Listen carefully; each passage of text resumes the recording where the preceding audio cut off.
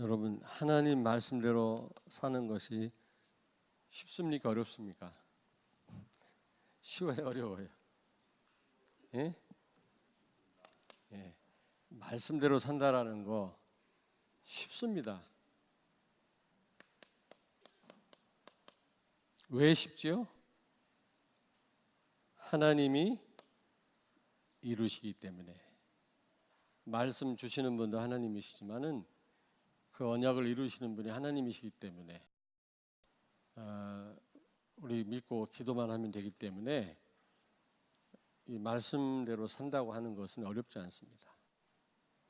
우리는 어렵다고 생각합니다. 왜냐하면 우리는 그동안 내 힘으로 내 방법으로 살아왔거든요. 그게 체질이 돼가지고 하나님 말씀대로 내가 막 노력하고 해야 되는 줄 알아요.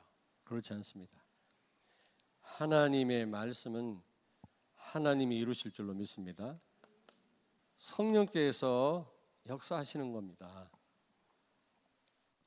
신명기 30장 여러분 아시죠? 신명기 30장 11절 14절에 뭐라고 말씀했죠? 하나님의 말씀이 우리에게 가까이 있고 또 우리 마음에 있은즉 내가 이를 행할 수 있느니라. 하나님의 말씀은 멀리 있지 않습니다. 가까이 있고 또 내 마음에 있고 우리가 행할 수 있다고 말씀하거든요. 그게 무슨 말입니까? 하나님의 말씀을 성령께서 깨닫게 하십니다. 깨닫게 하세요. 머리가 똑똑하다고 하나님 말씀이 이해되는 게 아니거든요. 세상 학문은 머리가 똑똑한 사람이 빨리 이해를 하죠. 그러나 하나님의 말씀은 하나님이 깨닫게 하셔야만 깨달을 수가 있는 겁니다. 여러분이 복음을 깨달았다. 이게 하나님의 은혜지요. 성령의 역사입니다. 저는 굉장히 창조과학에 관심이 많거든요. 그래서 모든 피조물과 만물을 볼 때마다 저는 거기서 하나님의 쉐키나의 영광을 보거든요. 어떻게 사람들이 이런 피조물을 보고 만물을 보고 왜 하나님을 발견하지 못할까? 답답한 마음이 있습니다만은 그러나 성령이 역사하지 않으면 하나님이 은혜를 주시지 않으면 죽었다 사람이 살아나도 하나님 믿지 않습니다. 여러분이 말씀이 믿어지는 거 이거는 성령의 역사인 줄로 믿습니다. 바요나 시므나 이를 알게 하니는 혈육이 아니요 계신 내 아버지시니라. 그리고 믿어지게 합니다. 깨닫게 하실 뿐만 아니라 믿어지게 하시는 분도 성령이십니다. 혹시 안 믿어지는 분이 있다. 강단 말씀이. 그러면 은혜를 구하시기 바랍니다. 하나님, 말씀이 안 믿어집니다. 믿어질 수 있도록 저에게 은혜를 주시옵소서. 기도하세요. 그러면 어느 날 하나님 은혜 주시면 믿어진다니까. 그리고 이 말씀을 성령께서 성취하십니다. 말씀을 주시는 분도 하나님이시지만 말씀을 이루시는 분도 하나님이시다. 성령께서 말씀을 여러분 삶 속에 이루십니다. 내가 어떻게 세계복음화를 할 수 있습니까? 나 하나 주체도 못하는데. 그러나 여러분이 세계복음화의 언약을 붙잡고 기도하신다면 성령께서 여러분을 통해서 세계복음화 하실 줄로 믿습니다. 그래서 우리는 기도하시면 돼요. 하나님 말씀이 가까이 있고 우리 마음에 있고 우리가 그 말씀대로 행할 수 있다고 신명기 30장에 말씀한 그 이유가 바로 여기에 있는 겁니다. 그래서 여러분들이 이제 말씀대로 살 수 있다 없다? 또 대답을 못하네. 살 수 있다 없다? 살 수 있다. 하나님 말씀대로 살기가 어렵다 쉽다? 아이고 참 쉽다 이러고 있어요. 여전히 어렵군요. 기도하시면 돼요. 참 감사하게도 말씀을 듣고 또 기도할 수 있는 자리와 시간을 회복해야 되겠다. 이런 성도들이 꽤 많이 요즘에 일어났어요. 얼마나 감사한지 몰라요. 여러분 결단하셔야 됩니다. 자, 그렇다면 우리가 말씀대로 살게 되면 여러분 어떤 응답을 받습니까? 임마누엘 누리게 됩니다. 말씀대로 사는 자 하나님이 함께 하십니다. 성령이 역사하십니다. 말씀대로 살지 않는 자는 하나님이 같이 하실 이유가 없어요. 하나님은 언약의 하나님이시기 때문에 언약대로 사는 그 성도에게 하나님은 틀림없이 임마누엘 하시는 줄로 믿습니다. 성령께서 함께 하신단 말이거든요. 우리가 말씀대로 산단 말은 쉽게 얘기하면 하나님이 우리와 함께 하신다, 그런 뜻이에요. 성령께서 우리를 도우시고 우리와 함께 하신다는 그런 말입니다. 그렇게 되면 어떻게 됩니까? 굉장한 힘이 생겨요. 부족한 우리들에게 하나님이 특별하게 함께 하시고 우리를 도우신다면 힘이 생길 수밖에 없죠. 오력이 생겨요. 나는 무능력하다, 나는 할 힘이 없다고 생각하는 성도들, 여러분 말씀대로 살기를 바랍니다. 말씀 붙잡고 기도하시란 말이거든요. 그러면 임마누엘 하나님이 함께 하시면 여러분 굉장한 힘이 생깁니다. 예수님을 3번이나 부인했던 베드로, 어린 여자아이 앞에서 예수님을 저주하면서까지 부인했던 베드로가 담대하게 여러분 대제사장 그리고 또 누굽니까? 제사장들, 서기관들 앞에서 오직 예수 말고는 구원받을 만한 다른 이름을 주신 적이 없다고 담대하게 말하잖아요. 여러분 그 용기와 힘이 어디로부터 왔습니까? 여기서 온 거예요. 제일 문제가 뭐냐면 무능력인데, 나는 무능력하다. 여러분 그렇게 생각하지 마시고 여러분 하나님 말씀 붙잡고 기도하신다면 하나님이 함께 하실 줄로 믿습니다. 그러면 굉장한 힘이 생겨요. 또 임마누엘, 이 하나님이 함께하는 축복을 누리다 보면 형통케 됩니다. 오늘 여기 39장 창세기 39장 2절에 하나님이 요셉과 함께 하심이 형통케 되었다 그랬잖아요. 다시 말하면 여러분 그 어떤 가운데서도 자유케 됩니다. 여러분 그 무엇에도 영향받지 않습니다. 있어도 되고 없어도 되고, 사람들이 알아줘도 되고 안 알아줘도 되고, 그 어떤 것도 문제가 안 돼요. 그러나 하나님이 함께하는 임마누엘 못 누리면 별것도 아닌 것에 맨날 영향받고 시험 들어요. 그래가지고 세계보고만 못합니다. 그렇지 않습니까? 옆에 있는 분에게 축복하세요. 형통한 축복을 누리세요. 말씀대로 살면 됩니다. 진짜 말씀을 잡고 기도하시면 돼요. 그러면 하나님이 역사하시게 돼 있어요. 언약의 하나님은 언약을 믿고 기도하는 자에게 틀림없이 역사하실 수밖에 없고 그 언약을 이루십니다. 그런 자에게 굉장한 힘을 주시고 그 어떤 것에도 영향받지 않게 됩니다. 여러분 우리가 이런저런 일에 영향받아가지고는 아무것도 못해요. 그렇지 않습니까? 맨 시험거리인데. 우리와 신학은 달리하지만 폴 틸리라는 사람이 있어요. 자유주의 신학자인데 그 사람이 뭐라고 말했습니까? 우리 인생 자체가 문제다 그랬어요. 인생 자체가, 살아있다라는 자체가 문제라, 문제덩어리다. 그러므로 하나님의 도움 받지 않고는 그 문제를 넘어설 수 없다. 그래갖고는 세계보고만 못해요. 세 번째, 임마누엘 누리다 보면 요셉처럼 증인이 됩니다. 3절에 보니까 보디발이 보았다 그랬어요. 이것도 전도입니다. 여러분이 입만을 누리다 보면 증거가 와요, 여러분에게. 그러면 다른 사람이 보고 알게 돼 있어요. 야, 저 사람 옛날하고 다르네. 우리 와이프가 옛날하고 다르네. 저 사람이 믿는 예수가 누구지? 질문하게 된다니까. 그렇지 않습니까?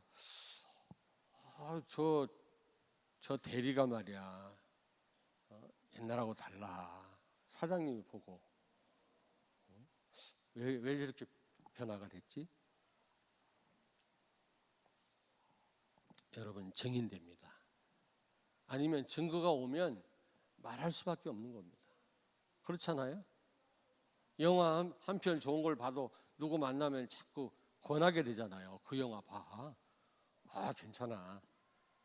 하물며 하나님의 역사를 본 성도는 말할 수밖에 없는 거예요. 증거가 오고 증거가 보여지거나 말하게 됩니다. 증인이 됩니다. 틀림없습니다. 보지 않은 거 어떻게 말합니까, 여러분? 거짓말로 말합니까? 얼마나 힘들어요, 그게. 두 번째, 여러분들이 말씀대로 살면 임마누엘 누리게 될 뿐만 아니라 하나님의 계획이 보여요. 하나님의 계획이 보여요. 여러분, 정말입니다. 여러분이 말씀대로 살다 보면 뭐가 보인다고? 하나님의 계획. 하나님의 계획이 보여야 됩니다, 여러분. 우연이란 없습니다. 우리 모든 삶 가운데 하나님의 계획이 있거든요. 그걸 보셔야 돼요. 다시 말하면 요셉이 노예로 팔려갔습니다. 그리고 그는 보디발 아내에게 누명을 또 썼잖아요. 그리고 그는 결국 어디 갔습니까? 감옥 가고 나중에는 애굽의 총리가 됐습니다. 우리는 안 되면 눌리고 잘 되면 교만해지고 안 되면 누구 탓하고 되면 내가 훌륭해서 된 줄로 그렇게 알잖아요. 큰 착각이죠. 하나님의 계획을 봐야 돼요. 바로 이것이 언약의 세계복음화를 위한 언약의 여정이다. 눌릴 이유도 없고 교만할 이유도 없다. 세계복음화를 위한 여정일 뿐입니다. 그래서 문제 와도 괜찮아요. 세계복음화 때문에 주신 문제입니다. 문제가 아니에요, 그게. 뭔가 성공했다? 내가 잘해서 성공한 게 아닙니다. 세계복음화 때문에, 복음 때문에 하나님이 성공케 하신 줄로 믿습니다. 교만할 이유도 없고 영적인 긴장이 풀어지면 안 되죠.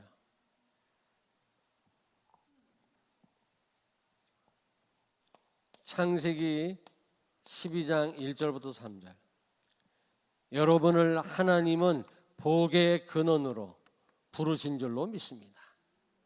지금 여러분 창세기 3장 18절, 이번에 사로민 대회 때도 말씀이 나왔습니다마는 인간이 타락함으로 말미암아 어떻게 됐습니까? 예? 타락함으로 말미암아 어떻게 됐다? 땅이 저주를 받았어요.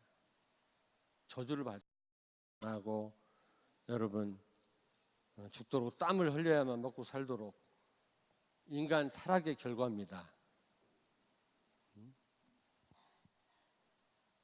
저주받은 땅을 회복할 사명이 여러분과 나에게 있는 줄로 믿습니다. 오늘 여기 보니까 하나님이 요셉을 위하여 보디발 집과 밭에 있는 곡식까지도 하나님 복을 줬다 해서 여러분이 어떤 가운데 있다 할지라도 하나님은 여러분을 복의 근원으로 부르신 줄로 믿습니다. 저주받은 땅을 회복할 사명이 여러분에게 있는 줄로 믿습니다. 가정을 살릴 책임이 여러분에게 있습니다. 아멘. 우리 렘넌트들 여러분들로 인하여 천하 만민이 복을 받게 될 줄로 믿습니다. 내가 복의 근원이라는 사실을 기억해야 돼. 어떤 상황에서도. 요셉은 비록 노예로 와 있었지만 복의 근원이라는 확신을 가졌어요. 아브라함에게 약속하신 그 언약을 받았다 그 말이에요. 그랬더니 요셉 때문에 보디발 가정, 저주받은 가정이 복을 받았잖아요.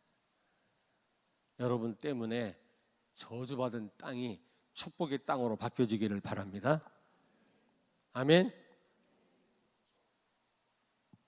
이번에 산업인 대회 때 몇 분 안 갔더라고. 너무 아쉽더라고요.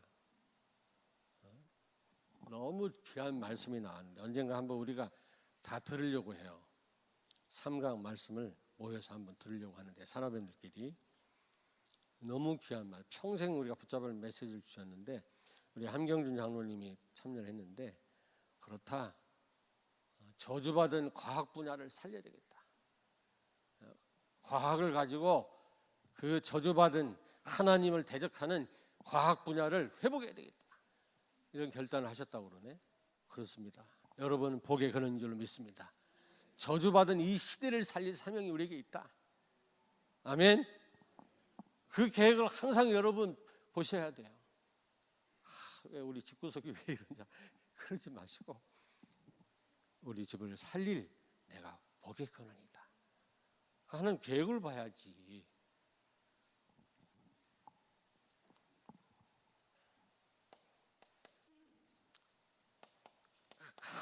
내가 하는 일에 업에 성공해. 하는 일에 성공해. 이게 하나님의 계획이에요. 여러분 6절에 보니까 주인이 그의 소유를 다 누구에게 맡겼다? 요셉에게 맡겼다. 여러분 그 말이 무슨 말입니까? 얼마나 일을 잘했으면 열심히 막 땀 흘려 최선을 다하고 애쓰고 힘썼단 말이 아니에요. 임마누엘 누리면서 맡은 일을 최고로 감당한 거예요. 그러니까 깜짝 놀란 보디발이 자기 집 모든 살림을 다 요셉에게 맡겼어요. 다 맡겨버렸어요. 학자들의 말에 의하면 그 친위대장 밑에 한 2~3천 명의 병력이 있다고 그래요. 군대가 왕실을 보호하는 친위대가 한 2~3천 명 된다고 그래요. 그러면 결혼한 사람도 많을 거 아니야. 그러면 그 딸린 식구가 얼마나 많겠습니까? 그들에게 들어가는 비용만 해도 꽤 많을 거라고. 살림 비용만 해도. 그걸 요셉이 다 관리했다니까. 얼마나 확실하게 자기 일에 응답을 받았으면 보디발이 감동받고 다 맡긴 거예요. 다. 돈 아무나 맡깁니까 여러분?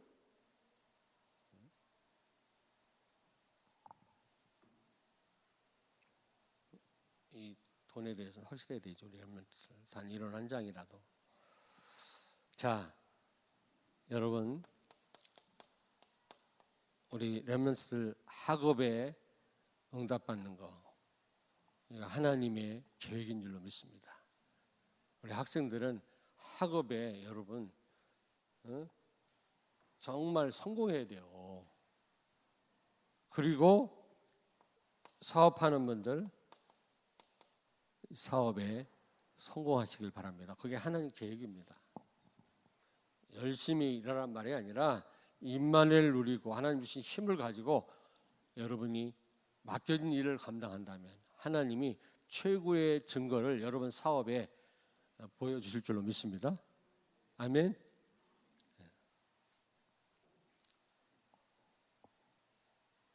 자, 세 번째입니다. 여러분 말씀대로 여러분이 살다 보면 어떤 응답이 옵니까? 하나님께서 싫어하는 거 보여요. 하나님께서 싫어하는 게 보여요. 말씀대로 사는 성도는 하나님이 싫어하는 거 압니다. 하나님의 계획을 늘 발견합니다. 문제 와도 문제가 아닙니다. 그거는 언약의 여정이구나. 내 앞에 세계복음화가 있다. 그 어떤 문제와 와도 흔들리지 않죠. 왜냐하면 여정이니까. 요셉의 형들 굉장히 육신적이에요. 하나님의 말씀과 언약과 계획에 관심이 없어요. 그냥 동생이 아빠의 사랑을 받으니까 질투나가지고 죽이려고 했잖아요. 얼마나 육신적입니까? 막 죽이려고 했다니까. 근데 유다가 말렸지. 죽이지는 말자.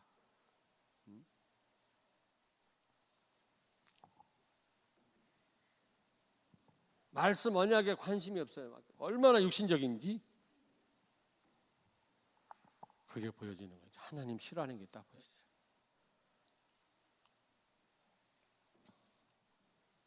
그리고 두 번째, 보디발 아내 요셉을 유혹했잖아요.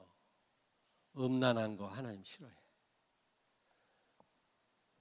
지금 아무것도 아닌 것처럼 요즘에는, 몰라요. 제가 실제 확인한 건 아니지만은 요즘 그렇다고 하더라고요. 문화가 젊은 사람들뿐만 아니라 문화가요. 하나님 싫어하는 겁니다. 하나님 싫어하는 거예요. 말라기서에 보니까 내가 여러 번 얘기했지. 왜 남자 하나와 여자 하나를 하나님이 창조했는지 그 이유가 나와요. 거룩한 후손을 얻기 위함이니라.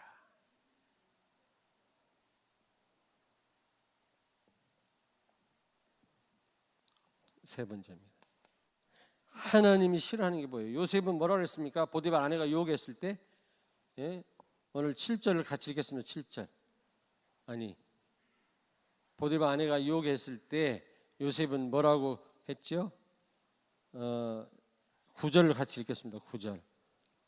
이 집에는 나보다 큰 이가 없으며 주인이 아무것도 내게 금하지 아니하였어도 금한 것은 당신뿐이니 당신은 그의 아내임이라. 그런즉 내가 어찌 큰 악을 행하여 하나님께 죄를 지으리까. 여러분,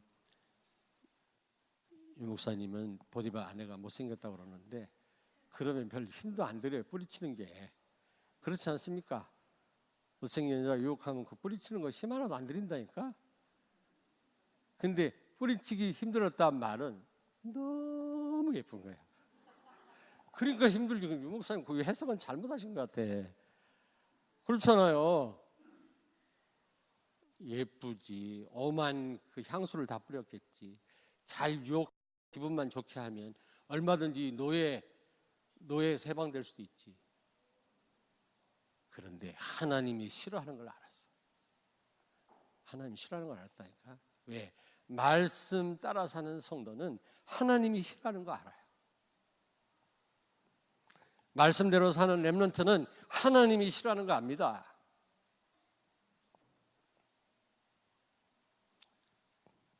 친구가 싫어하는 거 거기에만 관심이 많지 하나님이 싫어하는 거에 관심이 없다면 말씀대로 사는 사람이 아니지 그건. 그리고 보디발 아내가 요셉에게 누명을 씌웠잖아요. 누명을 씌웠잖아요. 14절 18절에 보니까 요셉이 잘못한 것도 없는데 기분 나쁘니까 요셉을 누명을 씌워가지고 감옥에 집어넣었잖아요. 여러분, 누명 씌우는 거 이거 보통 나쁜 짓이 아니에요. 이거는 잘못하지도 않았는데 말을 만들어서 퍼뜨린다든지 거짓 증거를 한다든지 억울한 누명을 씌운다든지 이것처럼 하나님 기분 나빠하는 거 없어요. 저는 어느 때 깜짝 놀래요. 어떤 성도가 무슨 말을 했대요. 이야 참, 여러분 조심하세요. 하나님 싫어하는 겁니다. 말 함부로 하면 안 돼요. 얼마나 말씀대로 안 살면 그 싫어하는 거를 하고 삽니까? 우리가 완전할 수는 없지만 말이지. 네 번째,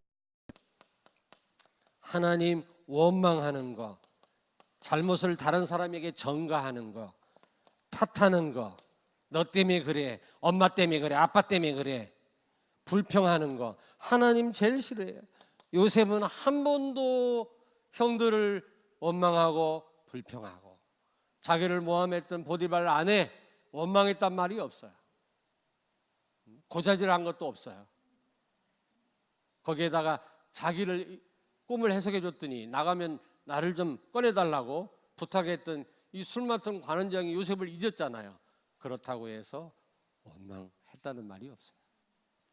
하나님이 싫어해.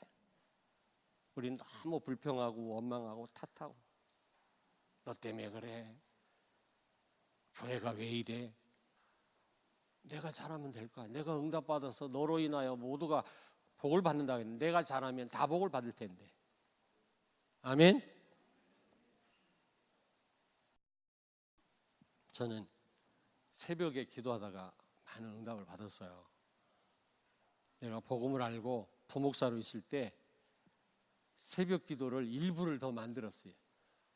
원래 5시에 한 번 새벽 기도 드리고 끝나잖아요. 근데 너무 새벽 기도 더 하고 싶어 갖고 6시에 새벽 기도를 한 번 더 모였으면 좋겠다고 담임 목사님한테 얘기했다가 우리 선배 부목사들한테 얻어맞을 뻔했어.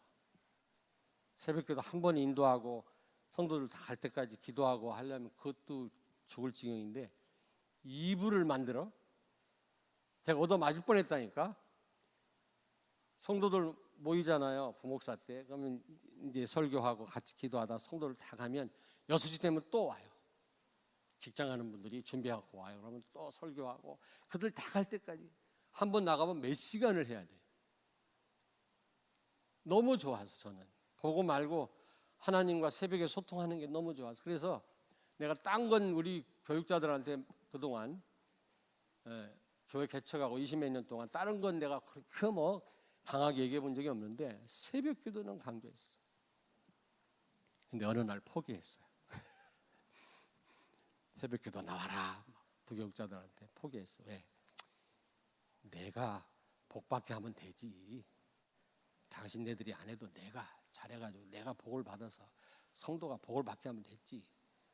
구걸하지 말자. 나오려면 나오고 말라면 말고. 부교육자들한테 지금 그런 상태입니다.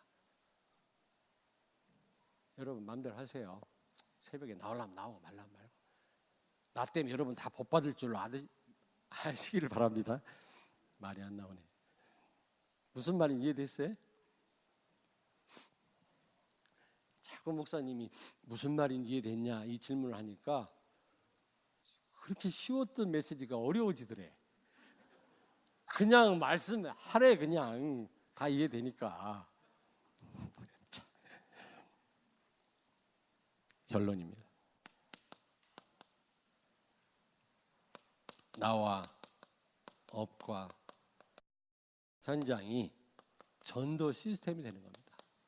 우리가 말씀대로 살 때 비로소 구호로 끝이지 않고 나와 내 업과 현장에 전도 시스템이 세워지는 줄로 믿습니다.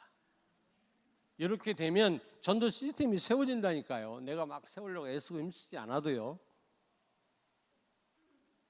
말씀대로 살기를 주의 이름으로 축원합니다. 그리고 세계 237개국에 선교 시스템을 세울 수가 있는 겁니다.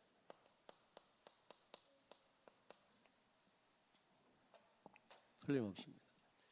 요셉 때문에 어떻게 됐습니까? 7년 동안 흉년이 와서 다 굶어 죽을 상황이 됐는데 요셉 때문에 전 세계가 살지 않았습니까?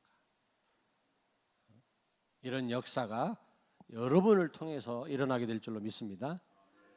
나와 업과 현장에 전도 시스템이 세워질 뿐만 아니라 전 세계 사람 살리는 제자들이 세워질 시스템이 세워질 줄로 믿습니다. 말씀대로 살면 된다니까. 한번 옆에 있는 분을 축복하세요. 말씀대로 살자. 기도하겠습니다. 하나님 감사합니다. 하나님 말씀 복음은 반드시 하나님께서 성취하시고 이루실 줄로 믿습니다. 의심하지 말고 말씀 붙잡고 복음 붙잡고 언약 붙잡고 늘 기도 속에 있게 하여 주시옵소서. 그래서 요셉과 같이 정말 임마누엘 누리는 가운데 이제 나의 업과 나와 내 현장에 전도 시스템이 세워지게 하시고 전 세계 선교 시스템이 세워지게 해 주시옵소서. 예수님 거룩하신 이름으로 기도하옵나이다. 아멘.